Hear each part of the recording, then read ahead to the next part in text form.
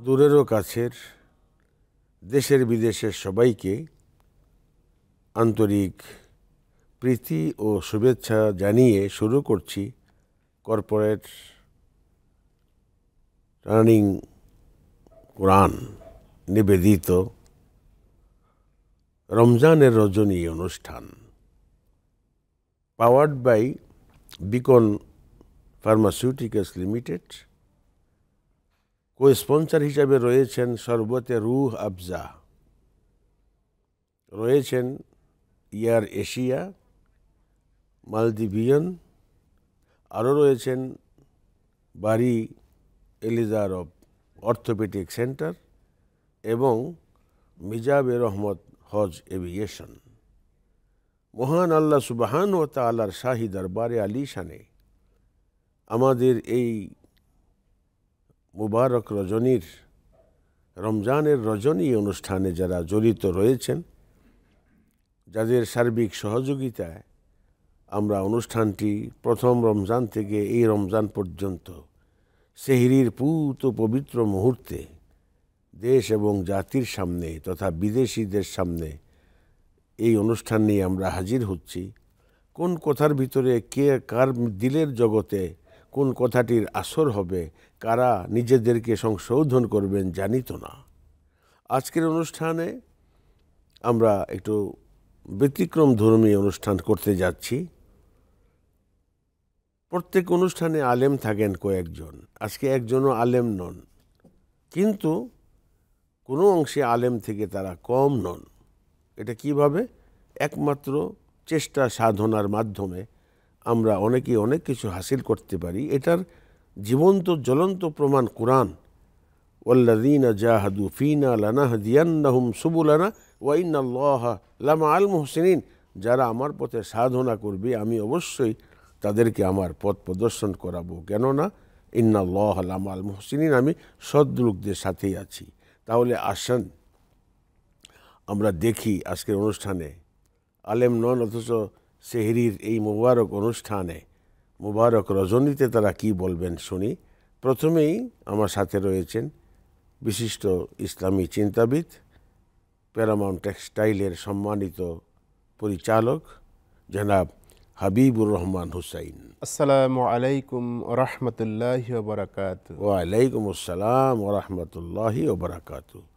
দ্বিতীয় পর্যায়ে আজকের এই রমজানের রজনী অনুষ্ঠানে আলোচনা নিয়ে আসবেন যিনি টিভি ব্যক্তিত্ব, সারা দুনিয়া ব্যাপী যার দক্ষতা, বিচক্ষণতা, অভিজ্ঞতা নির্ভর করছে, শোভা পাচ্ছে, স্বাস্থ্যবিজ্ঞানী, বিশিষ্ট প্রফেসর, সাবেক পঙ্গু হাসপাতালের কর্মকর্তা, বর্তমানে যিনি ডায়াবেটিস হাসপাতালের উপদেষ্টা, জনাব ডক্টর মুফাখরুল বারী।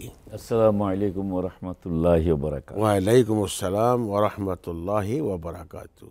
আমরা প্রতি অনুষ্ঠানে বারি এলিজার অফ অর্থোপেডিক সেন্টার যার অ্যাড দেখে থাকি, যিনি মানুষের সেবা করেন, তিনি আমাদের মাঝে আজকে এসছেন।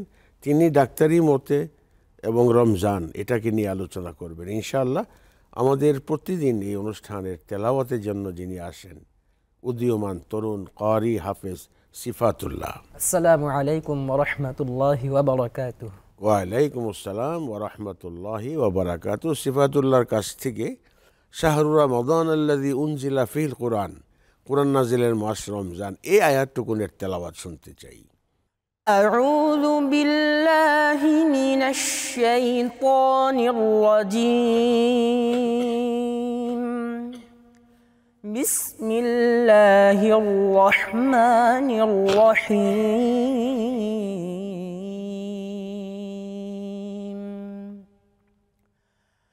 শাহরু রমাদান আল্লাযী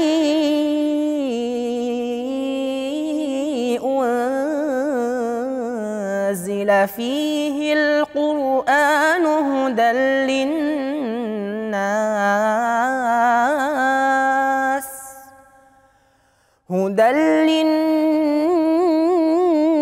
للناس وبينات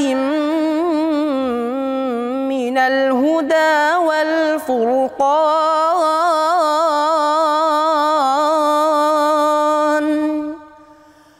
فمن شهد منكم الشهر فليصم ومن كان مريضا أو على سفر فعدة من أيام أخر يريد الله بكم اليسر ولا يريد بكم العسر ولتكملوا العدة ولتكبروا الله ولتكملوا العدة ولتكبروا الله على ما هداكم ولعلكم تشكرون صدق الله العظيم মাশাআল্লাহ, আলহামদুলিল্লাহ। তেলাওয়াত শুনলাম। এই তেলাওয়াত কখন, কেন, কিভাবে নাজিল হয়েছে এটা আমি না বলে আমাদের আলোচক ডক্টর মুফাখখারুল বারীর কাছ থেকে শুনবো ইনশাল্লাহ। তার আগে কর্পোরেট লার্নিং কোরআনের প্রতিষ্ঠাতা, আপনি সমবেতভাবে কোরআন শিক্ষার যেই একটা চর্চা, একটা সংগঠন করেছেন, এই বিষয়ে কিছু বলবেন এবং রমজানে যে মাথা থেকে পা পর্যন্ত প্রত্যেকটি অঙ্গ প্রত্যঙ্গের রোজা রয়েছে, একজন আলেম ছাড়াও আপনি মূল্যায়নে কি কি ধরা পড়ে সেই বিষয়টি আপনি দর্শকদের সামনে তুলে ধরবেন। ধন্যবাদ বিশ্বনন্দিতকারী আন্তর্জাতিক পুরস্কারপ্রাপ্ত কারি হাবিবুল্লাহ বেলালী হুজুরকে এবং আমার দীপ্ত টিভির সকল দর্শকদেরকে। আসলে আমাদের কর্পোরেট লার্নিং কোরআনের আমাদের একটাই উদ্দেশ্য ছিল যে ছোটোকালে কোরআন পড়েছে, এখন সে ভুলে গিয়েছে, অথবা কোরআনকে যেভাবে পড়া দরকার, যেভাবে সহি শুদ্ধভাবে পড়া দরকার, সময়ের ব্যস্ততার কারণে আমরা সেটাও ভুলে গিয়েছি। এবং যে পারে দেখলাম যে তারও প্রচুর পরিমাণে ভুল থাকে, যেই জিনিসটা আমাদেরকে অনেক সূক্ষ্মভাবে পড়া দরকার, শুদ্ধভাবে পড়া দরকার। কারণ জবর জের পেশের সাথে অনেক অর্থের ব্যাপক ধরনের গড়মিল দেখা দেয়। তো সেই জিনিসটাকে কেন্দ্র করেই আমরা প্রত্যেক যে কর্পোরেট অফিসগুলোতে, বাংলাদেশের যে অফিসগুলো আছে সবগুলোতে আমরা এই যে প্রথম উদ্যোগ নিয়েছি, উদ্যোগের সাথে বিভিন্ন group, Paramount group, Mosharraf group, আবেদন গ্রুপ, বড় বড় যত মাল্টিন্যাশনাল কোম্পানি, জার্মান কোম্পানি যাদের বাংলাদেশে অফিস আছে, সবাই এই উদ্যোগকে স্বাগত জানিয়েছে এবং সবাই খুব আনন্দ চিত্তে সুন্দরভাবে শিখতেছে। তো আমাদের এই বৈজ্ঞানিক পদ্ধতিটা জাস্ট মাত্র 12 ঘন্টায়, 12 দিনেই আমরা আপনার অফিস আমরা এটাকে শিখাই এবং আমরা এটাতে আসলে খুব রেজাল্ট পেয়েছি। আপনি এই যে তেলাওয়াত, এটা সুপ্রিয় দর্শক মাত্রই বিস্ময়াভিভূত হবেন যে কোরআনের তেলাওয়াতের বিষয়ে ডক্টর মুফাখখারুল বারীকে কেন উনি বললেন। আমি তো জানি আপনার সেই দক্ষতা, বিচক্ষণতা, অভিজ্ঞতা জিনিসটা।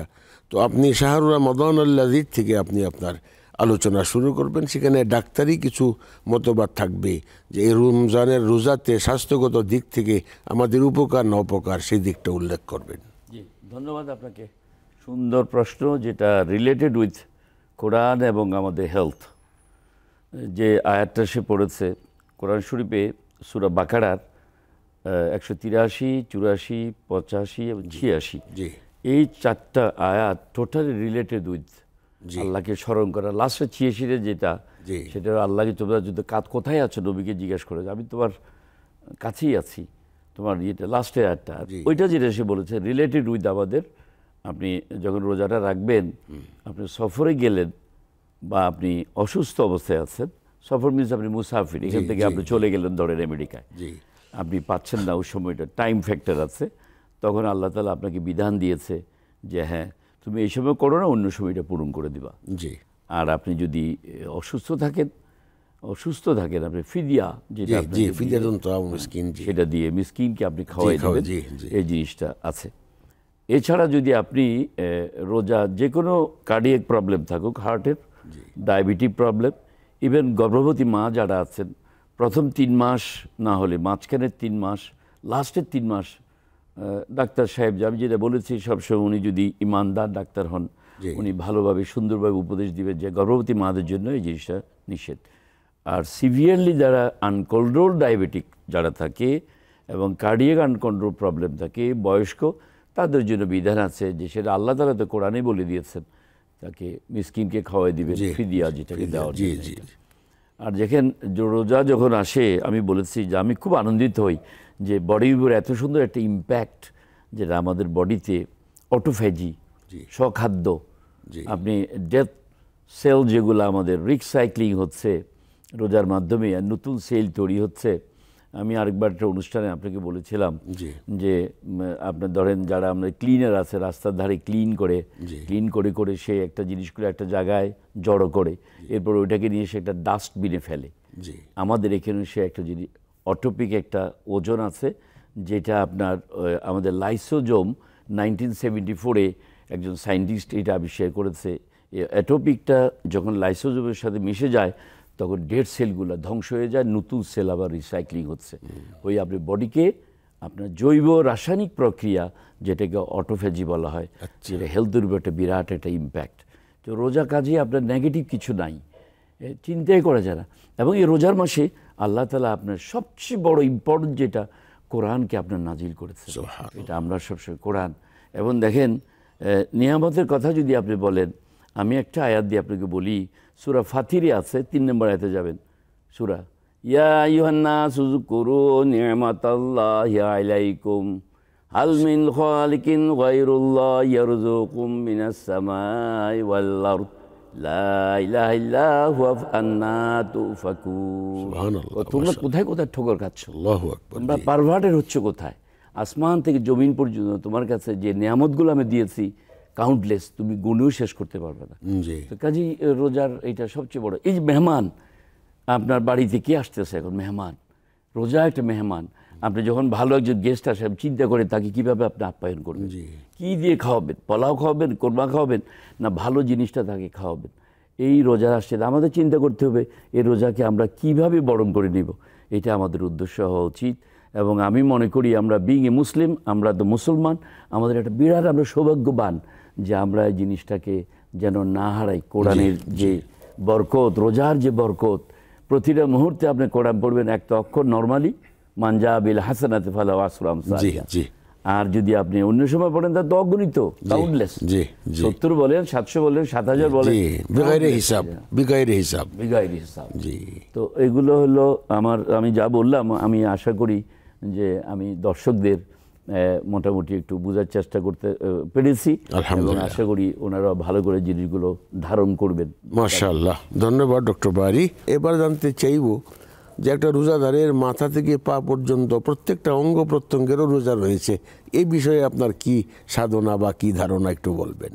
আসলে এখানে যেমন হাদিসে বর্ণিত আছে, রাসূলুল্লাহ সাল্লাল্লাহু আলাইহি সাল্লাম বলেছেন, কিছু ব্যক্তি রোজা উপহাস ছাড়া কিছুই নয় এবং তার নামাজ কাজে আসবে না। তো কাদের নামাজ? যাদের নামাজ হলো লোক দেখানো, আল্লাহকে সন্তুষ্ট করার জন্য নয়।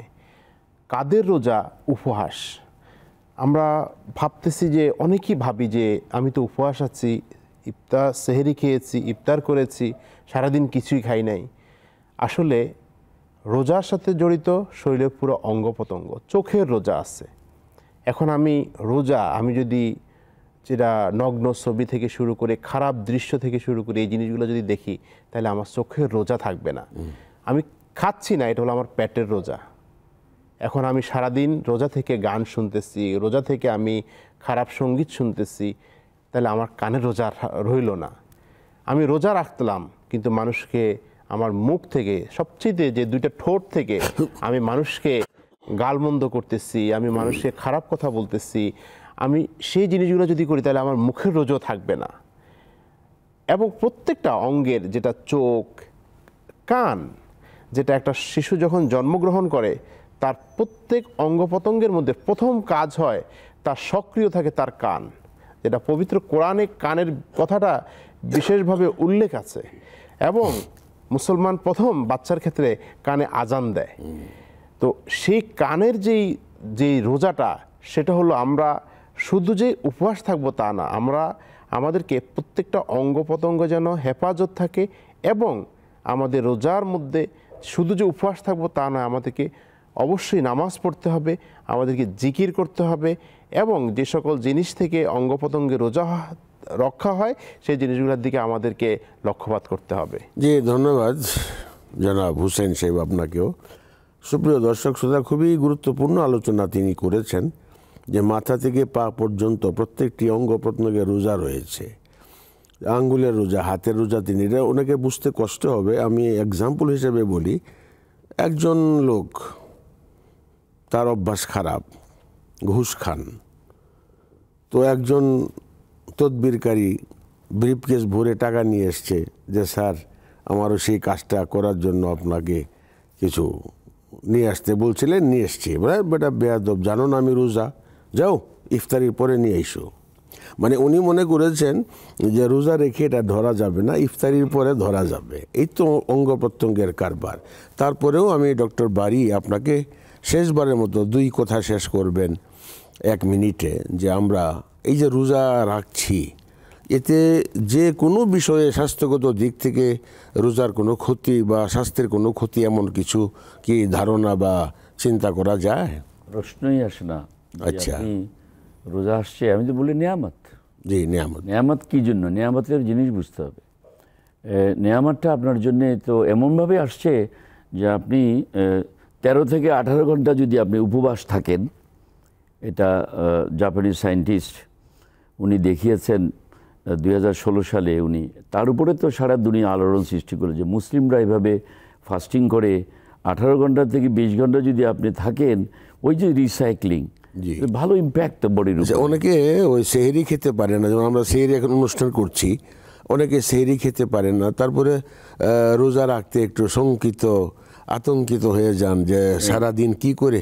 তো রোজাতে যদি সেহরি খাওয়া না হলো, তো সেহরি খাওয়া ছাড়া কি রোজা রাখা যাতে স্বাস্থ্যের কোনো ক্ষতি হবে কি? তবে আপনি তো সবসময় চিন্তা করতে হবে, ইভেন রাসূল সাল্লাল্লাহু আলাইহি ওয়াসাল্লাম বলেছেন যে আপনি একটা করেন, আপনি খেজুর দিয়ে আপনি খান, এটা সুন্নাত। সুন্নাত তো আপনাকে, আমরা তো সবসময় কোরআন এবং সুন্নাহ ওনাকে ফলো করি, তো এবং ওনাকে ফলো না করলে জিনিসটা হবে না। আপনি রোজা রাখতে পারেন, অনেক সময় উঠতে পারলেন না, ঘুমিয়ে পারলেন না, কিন্তু আপনি মনে নিয়ত করলেন, সেটা ঠিক আছে, কিন্তু এটা পালন করাটা উচিত। কিন্তু না খেলে স্বাস্থ্যের কোনো ক্ষতি তো হবে না, কোনো ক্ষতি নাই। কিন্তু ওই যে আমি বলেছি যে আলাদা কথা। ধন্যবাদ আপনাকে, আমাদের আলোচক দ্বয় এবং কারি সবাইকে আমরা দর্শকদের পক্ষ থেকে মুবারকবাদ জানাচ্ছি। অনুষ্ঠান শেষ প্রান্তে এসে গেছে, একটু দোয়া। আল্লাহুম্মা আমিন। রব্বানা যালামনা আনফুসানা ওয়া ইল্লাম তাগফির লানা ওয়া তারহামনা লানাকুনান্না মিনাল খাসিরিন। আল্লাহ, রমজানের রজনী অনুষ্ঠান, সেহরির পবিত্র মুহূর্তে আল্লাহ আমরা অগণিত দর্শক শ্রোতাদেরকে নিয়ে অনুষ্ঠানটি করি। আল্লাহ, এই অনুষ্ঠানের খাতিরে আমাদের উপরে, দীপ্ত টিভির উপরে, সমস্ত দর্শক শ্রোতাদের উপরে খাস রহমত নাজিল করেন। আল্লাহ, আমাদের বাংলাদেশের উপরে খাস রহমত নাজিল করেন। সমগ্র বিশ্ববাসীর উপরে আল্লাহ গো আপনি আপনার রহমত নাজিল করেন। আল্লাহ, আমরা যারা আপনার দরবারে হাত তুলেছি, আল্লাহ আমাদের সবার হাতগুলোকে আপনি দয়া করে কবুল করে জান্নাতি হাত বানিয়ে দেন। আল্লাহ, আগামী রমজান যে কয়েকটি বাকি আছে, সব রোজাগুলো যেন আমরা যথাযথভাবে আদায় করতে পারি, এবং এই রোজার পরেও পরবর্তী রোজা, আগামী বছরের রোজাও যেন আমরা পরিপূর্ণ আমাদের কিসমতে আসে, নসিবে হয়, সেই তৌফিক আমাদের সবাইকে দান করেন। সুবহান রব্বিকা রব্বিল ইজ্জাতি আম্মা ইয়াসিফুন ওয়া সালামুন আলাল মুরসালিন ওয়ালহামদুলিল্লাহি রব্বিল আলামিন। মাশাআল্লাহ।